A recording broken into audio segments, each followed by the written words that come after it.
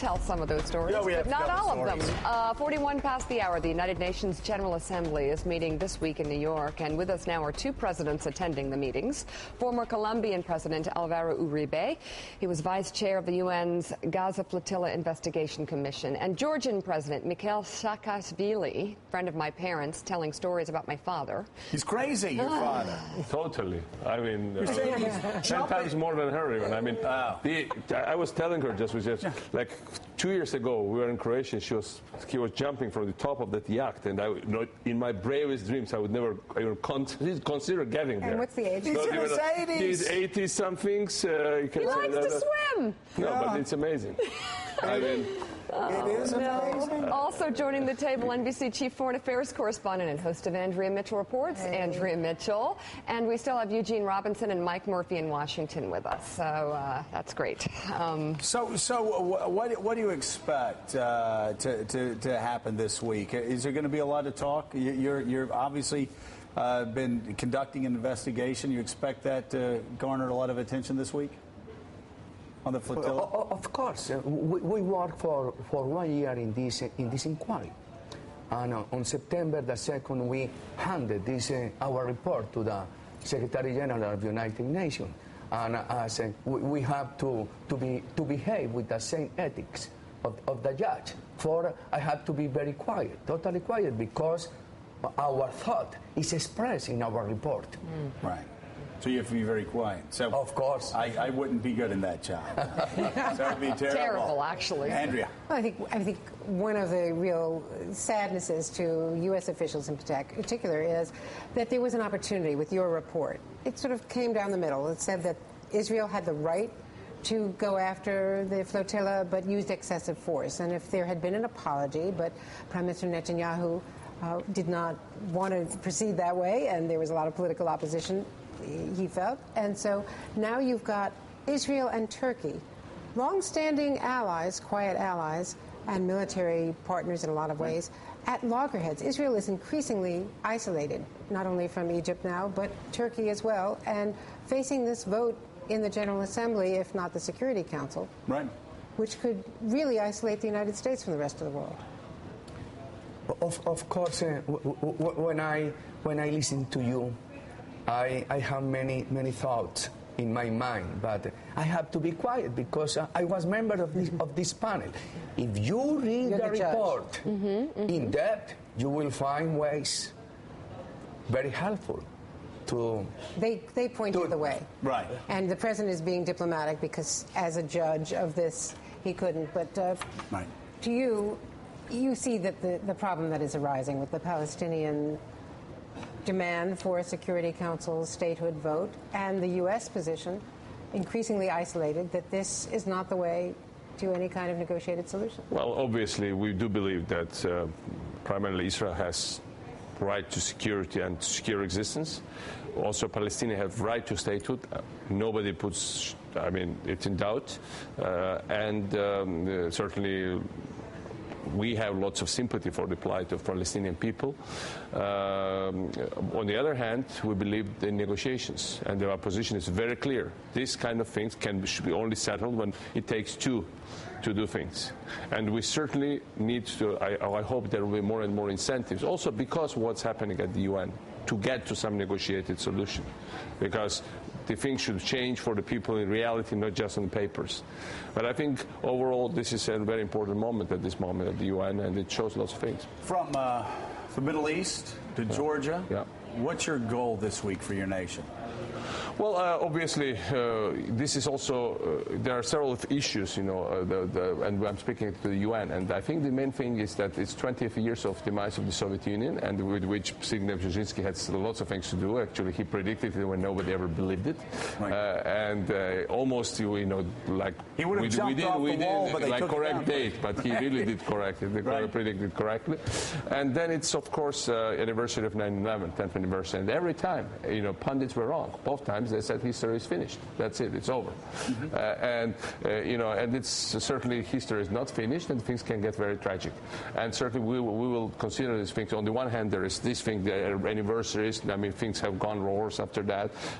Russia has become more revanchist and revisionist of basically trying to restore some sphere of influence in the former Soviet Union. Terrorists have gone on the attack. But on the other hand, the good news is that there is Arab Spring. There is a wave of democratization, but it can go both ways among what was the former Soviet Empire. We'll be talking about all of those issues. Gene Robinson. Yeah, question for President Uribe. I used to cover Colombia, and when you took office, Colombia was being torn apart by left-wing guerrillas and right-wing paramilitaries and drug cartels. When you took office, when you left office, Colombia was transformed. It was on its way to becoming a normal country. What lessons do you have for so many countries in the world that are facing those kinds of wrenching problems? We didn't leave a paradise in Colombia, but the country made significant progress. We applied 3 elements: security with democratic values, investment promotion. At the same time, we advance in social cohesion. When we speak about social cohesion, it means education, health, small enterprises. The combination of these 3 aspects: security with freedoms, investment promotion with fraternity, and at the same time social cohesion. This combination made a significant improvement in my country. It's a remarkable turnaround. Mike Murphy. President Saakashvili, I've been to Georgia. I'm a fan of your country. I'm wondering where your relations with the Russians stand. Has there been any thaw since all the tensions you had? Because I haven't followed it in the last 6 months or so. Did you hear the question? No. He had asked, he said he's a big fan of your country. He's been there, but he's curious. Has there been any thaw in relations between Georgia and Russia? Because if there has been, he hasn't seen any evidence of it. Well, we are in this precarious situation that Russia occupies 20% of my country's national territory. We have 500,000 people who cannot return to their homes, basically 80% of the population of those areas. So we had the situation of mass deportation of people, mass expulsions, very much the Russian Soviet style. And I'm here basically, on the other hand, at the conference called Meridia, organized by Matthew Swift and Nicola Logotatis, and we'll discussing these things, how you tackle even the most violent situations. And, of course, this is a great example for all of us, Alvaro Uribe, but also what we did in Georgia. Despite the fact that we are building this democracy at gunpoint, I mean, in a very precarious circumstance, they don't recognize our border, they don't recognize our government, they want us officially out, they don't even recognize the ceasefire agreement that President Sarkozy brokered with them, and they say it's not relevant anymore. Despite the thing, we have, after the war, 6 to 7% growth rate. We are the world's #1 fighter with corruption, according to international watchdog Transparency International, in the world. Yeah. In terms of security situation, that's why I've been admiring a lot of what you achieved, but we are the one of safest countries in Europe, actually second safest after Iceland, which is an island, obviously, and we have the safest capital, even safer than Reykjavik, the Tbilisi, and we are the easiest place to do business in Eastern and Central Europe, and no other country progressed. We were 147th, we are number 11th now in the world, as we did. And so what it really shows, if you really work on your democracy, open up your political system, reform the society, are not scared of even this kind of pressures, and don't cry wolves all the time, okay, we are under attack, as we are. And let's just, everybody shut up. It's no time to argue. Right. It's no time to work on other things. Let's just concentrate on the threat. No, we never choose that's right. The other way around is to concentrate on positive things and to go in that direction. And I think when you do those things, even the most violent, the most corrupt, the most criminalized societies can turn around. Yeah, sounds like a big turnaround. Andrea. What do you think the future of Vladimir Putin is? Where is Russia going? Well, as far as I know, he's placed back to come back. But the point here is more wider than that. I think the wrong conclusion they drew from the demise of Soviet Union against its 20th anniversary. They said, okay, Soviet Union was in trouble, but Gorbachev was too soft. He was a softie. He basically put himself under the West. He listened too much to Americans and the others, and he killed the Soviet Union. So what we now have to do, instead of reforming, we have to refuse any reform. We have to keep it as it is, entrenched. We have to be even more repressive, even more brutal, and we will not make the same mistake as the Gorbachev. Actually, this is the shortest way to a very painful collapse and demise.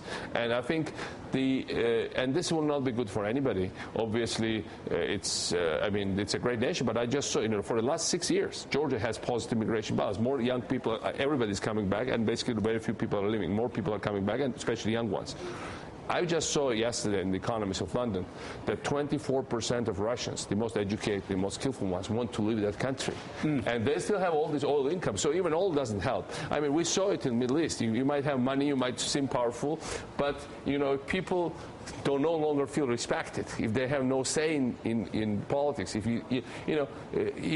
they don't have sense of future, that's a big thing. And Vladimir Putin might have his own sense of his own future, but when his people have no longer have the sense of future, that's pretty scary.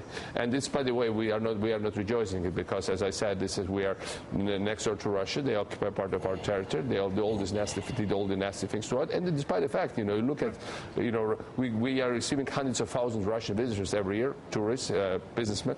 You should say there's so much admiring Georgia. Recently, one Russian professor told me exactly the way in Soviet Union we admired Western Germany and America. Now we start to admire Georgia. Well, they should be really in trouble if now they admire big America and Germany, and now small Georgia is the criterion for admiration. But I like it. Let's go back to the Washington Post. Gene Robinson. Gene? Just one question on the economic front. You've got economic crisis in Europe with the possible default of Greece. You've got economic crisis here in the United States. You've got the rise of China and Asia as almost the center of gravity of the world economy. Is it to either or both of the leaders, is it time for another sort of Bretton Woods reshaping of the world economic system? Are we at that point? Or how do we get past this, where we are now? President Uribe? Latin America is doing well. Latin America passed the 2008 crisis in very good performance. However, we are very concerned because we have not the same ammunition that 2 or 3 years ago to fight a new crisis. Therefore, we need that the United States tackles its fiscal deficit, reduce its indebtedness, that Europe solves its fiscal problems, because the United States and Europe are crucial for our economies. And we have an additional concern.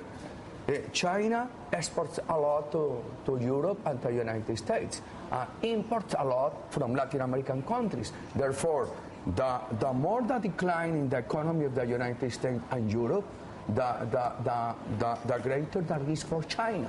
And if China declines its annual economic growth, Latin America will suffer, because Latin America is becoming a great exporter to China. All right, President Uribe of Colombia and Georgian President Mikheil Saakashvili, thank you very much for being on the show. I want to hear more Dr. Brzezinski's stories next time. By that time, I'll get some new ones, because he's telling all the time. I'm sure we'll cross our way. Exactly. And he is so bright. I mean, it's not only that he's in great physical shape. Right. But he thinks better than most of the very young ones. They have a few nice things to say about he has something common with you, maybe. I saw the Concordia Summit. Oh.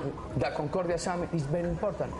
I am very surprised, because 2 young gentlemen, they are under 25. Wow. They have been the conveners of the Concordia Summit, and it is very important to look for joint action between the private and the public sector on one subject: how to prevent societies from violent extremism. Yeah, very important. So there's some very young movers and shakers in town these days. We're I feel here very old and obsolete already. Thank you for all coming here. Andrea, Eugene, Mike Murphy, thank you. We'll be right back.